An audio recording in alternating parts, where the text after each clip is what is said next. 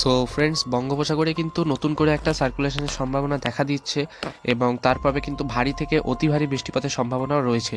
হ্যাঁ, অবশ্যই করেই জানুয়ারি মাসের শেষের দিকে কিন্তু আবারও একটা সার্কুলেশন হতে পারে বঙ্গোপসাগরে এবং এ ব্যাপারে আপনাদের সবাইকে বিস্তারিত জানাবো। তো বন্ধুরা, আপনাদেরকে আমি আবারও একবার স্বাগত জানাচ্ছি আমার ওয়েদার এক্সপ্লোরার চ্যানেলেতে এবং এরকমই লেটেস্ট ওয়েদার আপডেট পাওয়ার জন্য চ্যানেলটিকে সাবস্ক্রাইব করতে ভুলবেন না। So let's start the video. এবার দেখুন বন্ধুরা, আজকে 19 তারিখ, এই মুহূর্তে বঙ্গোপসাগরের পরিস্থিতি মোটামুটি নর্মাল রয়েছে এবং 22 তারিখের মধ্যবর্তী সময়তে কিন্তু সাউথ বে অফ বেঙ্গল এবং অর্থাৎ নর্থ ইন্ডিয়ান ওশানের দিকটাতে কিন্তু একটা সার্কুলেশন তৈরি হতে পারে।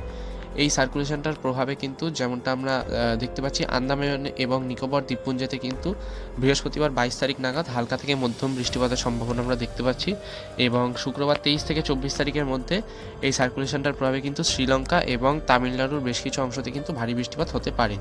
আর তার প্রভাবে কিন্তু ওয়েস্ট বেঙ্গলেতে গরমের মাত্রা হালকা একটু বাড়তে পারে এবং 24 থেকে 25 তারিখের মধ্যে কিন্তু এই সার্কুলেশনটা শ্রীলঙ্কা এবং সাউথ ইন্ডিয়া হয়ে কিন্তু ক্রস করে যেতে পারে এবং ওখানে 25 থেকে 26 তারিখ অবধি কিন্তু বৃষ্টিপাতের সম্ভাবনা আমরা দেখতে পাচ্ছি।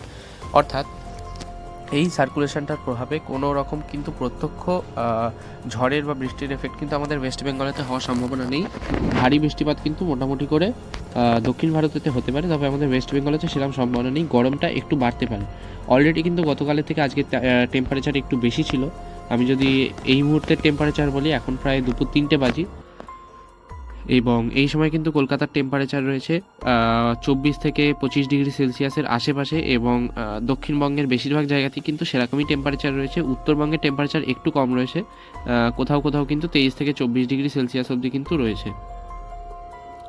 আর কোথাও কোথাও কিন্তু 17 থেকে 18 ডিগ্রি সেলসিয়াস রয়েছে, বিশেষ করে দার্জিলিং এবং তার পার্শ্ববর্তী অঞ্চলগুলোতে।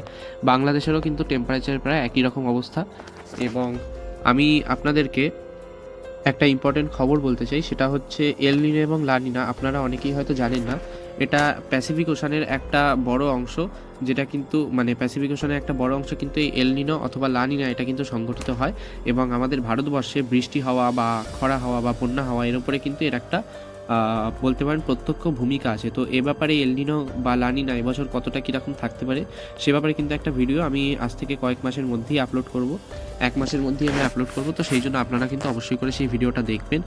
আর এই মুহূর্তে আমি চলে আসছি বৃষ্টিপাতের খবরে। নিম্নচাপের কথা তো বললাম, তো একটা পশ্চিমী ঝঞ্ঝাও কিন্তু সক্রিয় হতে পারে, যার প্রভাবে কিন্তু আপনারা যেমনটা দেখতে পাচ্ছেন শুক্রবার 23 তারিখ থেকে 24 তারিখের মধ্যে কিন্তু বিশেষ করে মানালি, সিমলা, তারপরে কেইলাং, জম্মু কাশ্মীর এবং উত্তর দিকে কিন্তু লাদাখ, লে ওই সব অঞ্চলেতে কিন্তু ভারী তুষারপাত হওয়ার সম্ভাবনা রয়েছে। সমতলেতে কিন্তু ভারী বৃষ্টিপাত হওয়ার সম্ভাবনা রয়েছে। চণ্ডীগড়, কর্নার, নিউ দিল্লিতেও কিন্তু বৃষ্টিপাত হওয়ার সম্ভাবনা রীতিমতো রয়েছে। উত্তরাখণ্ডেতেও কিন্তু জোরালো বৃষ্টিপাত, কোথাও কোথাও কিন্তু তুষারপাতও হতে পারে। তো এই পশ্চিমী ঝঞ্ঝাটা আমাদের ওয়েস্ট বেঙ্গলের ওপর কতটা এফেক্ট পড়বে, কারণ যেমনটা কিন্তু আমরা জানি পূর্ব ভারতেও কিন্তু পশ্চিমী ঝঞ্ঝার কিছুটা এফেক্ট পড়ে। তো এর প্রভাবে কিন্তু সিকিম, গ্যাংটক ওই সব অঞ্চলেতে কিন্তু বেশ কিছুটা তুষারপাতের সম্ভাবনা আমরা দেখতে পাচ্ছি। অর্থাৎ এই স্পেসিফিক পশ্চিমী ঝঞ্ঝাটার কিন্তু বিশেষ কোনো বৃষ্টিপাতের প্রভাব আমাদের ওয়েস্ট বেঙ্গলের ওপর পড়ার সম্ভাবনা আমরা দেখতে পাচ্ছি। তো মোরাল এটাই যে আগামী 5 থেকে 7 দিনেতে ওয়েস্ট বেঙ্গলেতে সেরকমভাবে কোনো বৃষ্টিপাতের সম্ভাবনা নেই। তাপমাত্রা সামান্য বাড়তে পারে এবং তাও ভোরের দিকে কিছুটা কনকনে ঠান্ডা কিন্তু অনুভূত হতে পারে, তবে দিনের বেলা কিন্তু বেশ ভালোই গরম হবে। তো আজকের জন্য আপাতত এটুকুই। দেখা হচ্ছে নেক্সট ভিডিওতে। এরকমই ওয়েদার আপডেট পাওয়ার জন্য আমার চ্যানেলকে সাবস্ক্রাইব করতে ভুলবেন না। Good bye.